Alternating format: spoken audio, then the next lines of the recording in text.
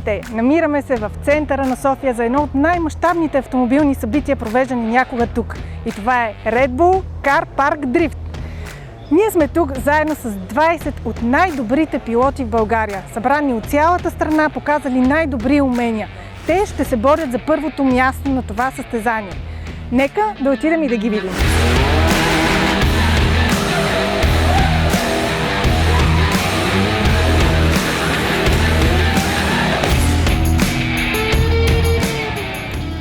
Удоволствие е да ви представя един от най-добрите технични и популярни дрифтъри в България, Павлин Пенев. Здравей! Здравей! Много ми е приятно да те видя тук. Да, мен също. Как си? Как е състезанието? Мисля, че ще се получи страхотен ден. Технически сме добре. Супер! Надявам се да се получи много хубаво шоу. Павлин е европейски дрифт шампион и то няколко пъти. Колко? Защото аз вече им изгубих бройката. Един път съм вице-шампион, два пъти съм вице-шампион, един път шампион. Браво! 7-кратен на България. Кажи ми сега, как е тук трасето? Трасето е доста технично, бавно, има и бърз участък. Доста е технично, но мисля, че повечето пилоти се справят доста добре.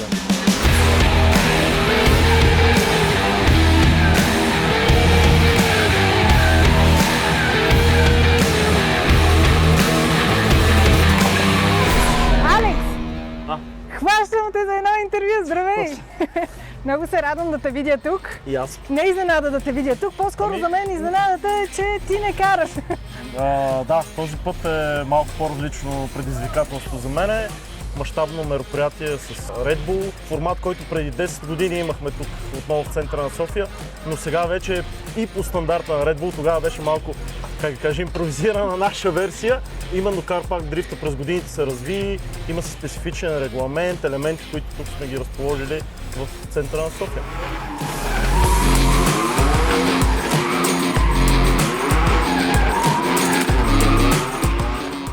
Много яко, адреналина е на макс, всички сме изкефени и караме за удоволствие. Това е най-важното. Това е най-важното, да започнеш от удоволствието, пък после идват и резултатите за другите неща. Кажи ми, някаква по-специална подготовка правил ли си за твоята кола или? Ами, ако трябва да бъда честен, по-специална подготовка нямаше как да направим, освен че си правихме двигателя в последния момент. Буквално вчера запалихме автомобила. Около 5 дни се борихме да си ремонтираме счупения двигател от изминалия уикенд, който се проведе в Сърбия. Там нямахме успех, щупи си колата още на тренировките. Буквално се прибрахме максимално бързо към България, за да отремонтираме, ако може, автомобила. И автоматично от сервиза идваме тук. Сериозно състезание, подготвен ли си? Колата как е? Мисля, че успяхме да подготвим всичко до последния детайл. Почти до последно сме някакви неща сме нагласили. Все пак колата е нова за нас. Този сезон я вадиме за пръв път и уточняваме много неща и Браво! нагласяме древни неща, учим се. Ами кажи ми, каква е разликата реално тук от състезанията, които имаме ние в България и това състезание? Ами тук нещата трябва да бъдеш много по-техничен, много по-прецизен в изпълнението на детайлите.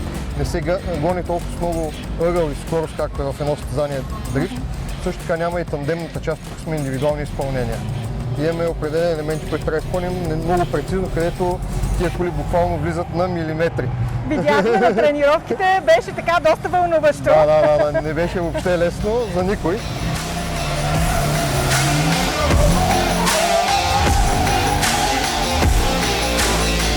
повече случаи такива трасета се правят на зони, които са 50, 70, 100 и няколко метра, т.е. имаме доста голяма ширина. Тук, за съжаление, булеварда ни ограничава до 19 метра, но пък имаме близо 200 метра дължина. Съответно, фигурите трябва да са разпределени по такъв начин, пак казвам, те са си специфични по регламента на Red Bull, че да имат и наречения флоу, ритъм, за да може пилота да покаже максимум умения не само за преминаването, ами преминаването от едно в друго, да се прелива цялото движение на автомобила, изпълнението на пилота в другия елемент, който следва след това, защото тук се оценяват техническото минаване на трасето, не трябва да бутат конуси и елементи от трасето, защото за това нещо получават наказания. В същото време се оценява автомобила първоначално как изглеждал в първите битки, така че е много важно и колите да са направени, но през самото преминаване се оценява техничното преминаване, шума, пушека, но най-вече не трябва да бутат елементи, защото там много бързо валят наказания. Какво те накара да дойдеш да участваш в това събитие? Аз участвах и първото такова събитие през 2013 година, мисля, че беше, и много ми хареса и заради това се записахме да дойдем пак. Има ли разлика между двете събития и каква е? Там беше много по-голямо трасето, доста по-отворено беше от това, сега това е доста по-технично, тясно, бетони. Тоест там можехте да развивате по-висока скорост, Да. докато тук е много по-тесничко и мъничко. Да.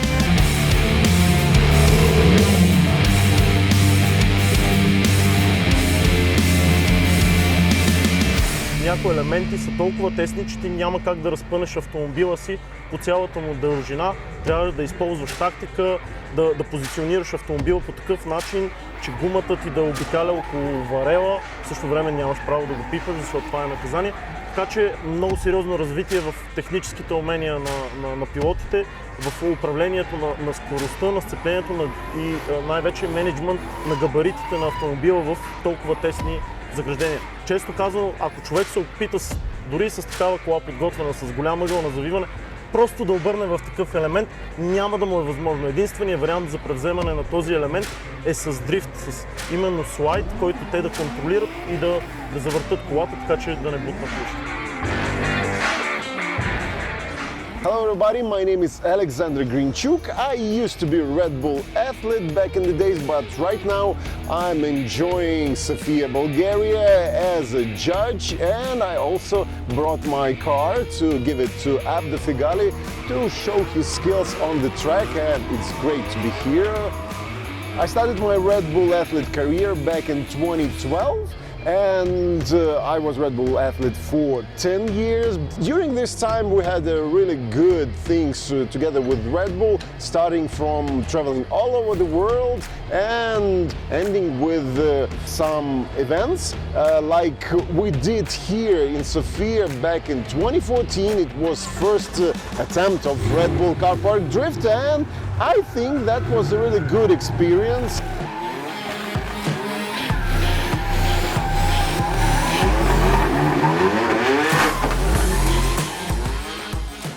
В момента сме на старта на трасето, заедно с единствения български съдия в състезанието, Стефан Петров. Здрасти, Стефчо!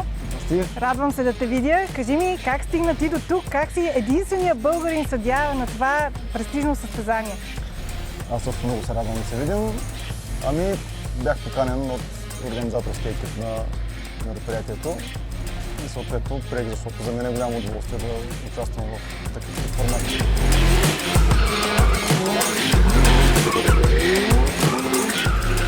Интересното в евента е, че имаш само 2 ръна да опознаеш всичките елементи, трасето, сцеплението, колата как се държи и те не бяха перфектни, но се надявам след взетата информация от карането да променим така нещата, че следващите рънове да бъдат топ. На много от момчетата им беше трудно, на мен също ми беше трудно, имаше няколко места по трасето, които трябва да работя на тях, за да може сега за вторите рънове да изчистя проблемите в карането. А също така в колата имах 2 дребни неща, които не ми харесаха по сетата, го правихме и дълго време не съм карал. Нали, първо да споделя, колата може би не е изкарвана 2 години на подобен евент. Причините са много. Първо, че няма нещо подобно, което да се е организирало до момента и в момента, в който един приятел дойде в сервиза и каза: "Абе, ти знаеш ли, че има Red Bull Car Park Drift?" Къде? В центъра на София. Да, бе. Да, бе. И аз такъв, тя колата ми е много далеч от подготвена. Тя е стояла 2 години, дискове са раздясали, имам някакви неща, които съм си дълбил да правя, разгубил съм някакви неща. И оставаха 2 седмици и си викам, няма какво точно, има нещо толкова интересно, което да ме привлече. Запалих се, буквално можах да се накър. И на следващата сутрин се почна телефони, поръчваш части, дигаме на подевници, да разгледаме всичките неща и така нататък. В момента, в който разбрах за събитието, първо подготвихме колата, не оставаше много време за тренировка. Аз тренирам на симулатор. Тия 2 години, докато не съм карал, съм си карал на симулатор. Имам и тренировъчна кола, която съм е изкарвал няколко пъти в годината, нали, колкото да не забравя как се случват нещата.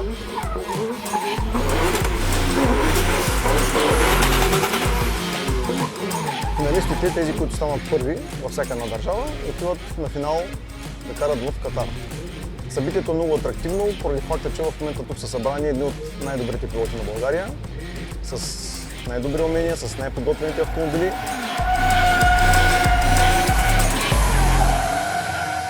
The previous World Final was in Saudi Arabia at Formula One track, and it was amazing.